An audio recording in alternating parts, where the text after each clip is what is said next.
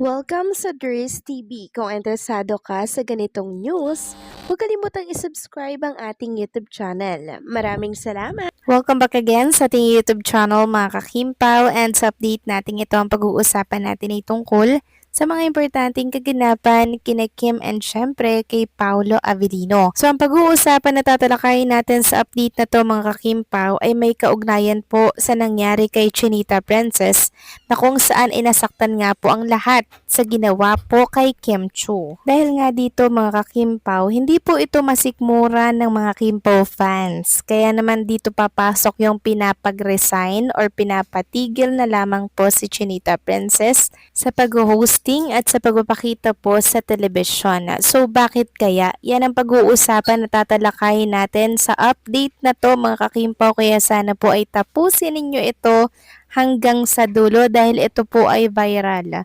Pinag-uusapan ito ngayon sa lahat ng social media platforms.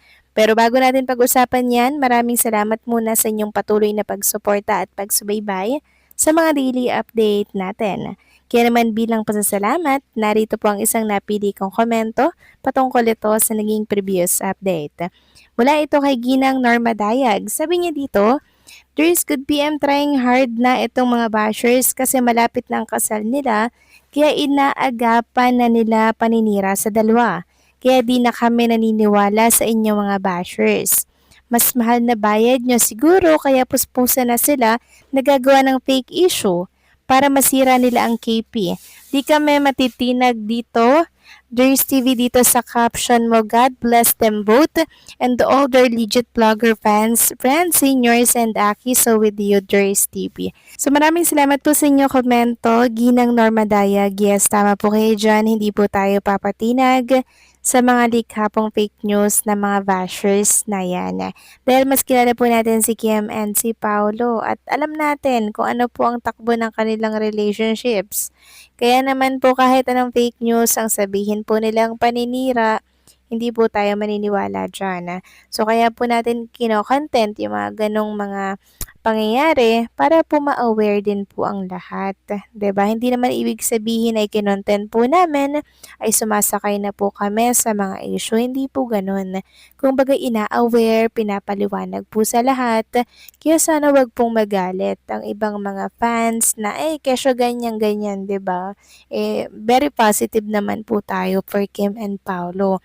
Hindi niyo po kami kalaban. Kami po ay kakampi ninyo sa pagtatanggol kay Kim and kay Paolo. Kita nyo naman po kahit anong pamabatikos din sa amin, patuloy pa rin po kaming nag-update sa Kim Pao.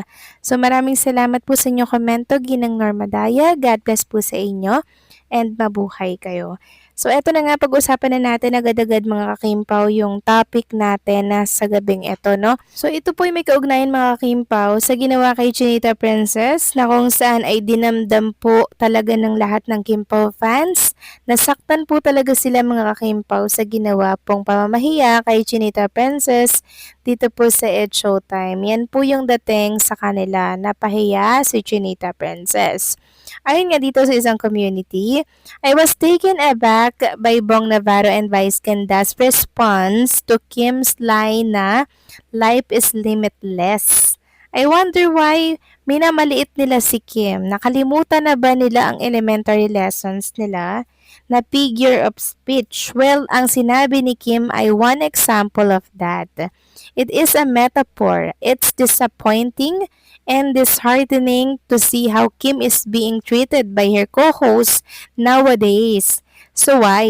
So meron po mga nagsasabi mga kakimpaw na hindi na daw dapat palakihin or hindi na dapat daw sineseryoso yung mga pangbabanter nitong si Vice Ganda or ng mga co-hosts kay Chinita Princess. Dahil ganito daw talaga sa programang yon mga kakimpaw na para bang walang pikunan. Sports lamang. Pero syempre ang mga seniors natin, yan po ay maramdamin mga kakimpaw. Kung baga madali po silang masaktan, 'di ba? Dahil mahal po nila talaga si Chinita Princess. Ayaw po nila na ginaganon si Kim Chu, 'di ba? Kasi parang pamamahiya naman talaga 'yon on national television, 'di ba? Kaya sabi po ng ilang mga fans dito sa X, sana daw ay tumigil na lang, mag-resign na lang si Kim Chu at wag nang pumasok sa It Showtime. Sabi nga po dito, my wish today is sana wag pumasok si Kay sa It's Showtime. Aw, sana mag-rest siya. Or gumala with her jowa. Love life unahin mo, auntie. Ako lang to, gawa din ako ng wish na inyo. Gawa din kayo ng wish na inyo. Then, may nag-reply, same here, yan din sentiment ko ngayon. Sana unahin mo muna personal at love life mo, Kim Chu. Sabi pa niya mga Kimpa, personally, I want Kay to be out there for many reasons, but most especially because of the bashing and the way some fans keep dragging people who shouldn't even be part of the conversation. Kay is the one who end up bearing the consequences because she's the one who's actually there. Sabi niya pa, I rather miss her for a while than constantly see her out there if it comes at the expense of her peace of mind. At the end of the day, her well-being should matter more than anyone's need for content or visibility. Panay kasi kayo request kung wala siya magtigil, che. Another comment, sabi naman ng isang netizen, kaya nga sana i-let go na niya yung ibang bagay, sapat na yung meron siya. Time naman para sa self niya, cause hindi habang buhay, magpapasaya, ipipilit niya tao nakapaligid sa kanya. Set na yung priorities niya sa life, yung future niya, yun ayusin with help ni Lord, yung simple pero peaceful at masaya with Pau. Komento pa ng isa, sana wala siya sa Showtime today at mag-focus sa pag-aaral ng Korean language. Cause I read somewhere, nag-aaral sila ng jowa niya. So yan po yung mga wish nila mga kakimpaw ngayong araw na sana daw ay hindi pumasok si Chinita Princess sa It's Showtime dahil nababastos at napapahiya daw si Chinita Princess ng mga co-host nito. So, hindi po natin kasi masisisi ang mga Kimpaw fans kung ito po ang sabihin nila dahil nasasaktan sila at nakikita po nila mga kakimpaw yung ginagawa kay Chinita Princess. 'Di ba? Lalo na po mga seniors yan mga kakimpaw, maramdamin po talaga yan. Ayaw po nilang nasasaktan, pinapahiya si Chinita Princess, 'di ba?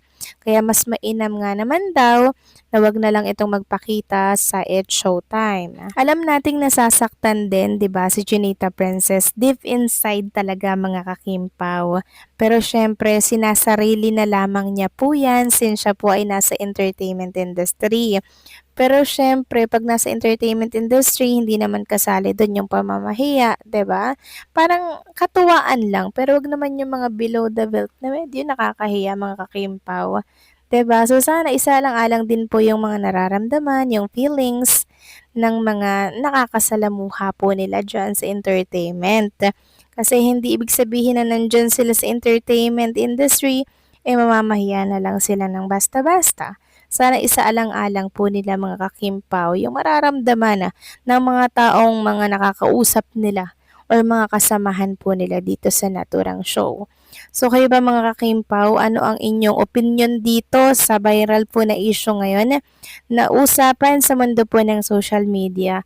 Please let me know, mag-comment kayo dyan ng inyong mga komento kung ano ba yung nararamdaman ninyo, kung nakarating na ba sa inyo itong balitang ito mga kakimpaw. Nang sa ganun, malaman ko kung ano ba yung nararamdaman nyo. Isa rin ba kayo sa nasaktan na ginawa ito kay Chinita Princess? Kasi gusto ko rin po nga mabasa at malaman yung inyong mga nararamdaman mga kakimpaw. Kaya sana po iwag nyo na po yung ipagkait. I-komento nyo lang yan dyan kasi alam kong nasasaktan din po talaga kayo sa mga nangyayari ngayon sa buhay ni Chinita Princess. Pero syempre si Kim Chu, sobrang tapang na niyan Matatag na po yan na talaga namang sinubok na po siya ng panahon na. Sabi niya nga 'di ba, mas matapang na siya ngayon mga kakimpaw. Pero syempre, pagtalikod ng kamera, nasasaktan yan. Di lang po niya sinasabi at di lang natin nakikita pero nasasaktan po yan mga kakimpaw. Sa ganang akin naman mga kakimpaw, ang opinion ko po dito, sana mag-rest na lang muna si Chinita Princess mga kakimpaw. Since malapit na rin pong mag-leave naman sila sa Pinas para po sa shooting ng Kupino, 'di ba? So lubos-lubusin na ni Chinita Princess yung pag-absent niya, yung pagpahinga niya, 'di ba? Nang sa ganun makapag-relax muna si Chinita Princess kasi Nitong mga nakaraan, sobrang toxic na po ng mga nangyayari eh. So deserve ni Kim Chu ng pahinga mga kakimpaw at sana po si Paolo palagi lang andyan para po i-comfort si Chinita Princess. So paano mga kakimpaw, hanggang dito na lamang po ang update natin. Maraming salamat sa patuloy na pagsuporta.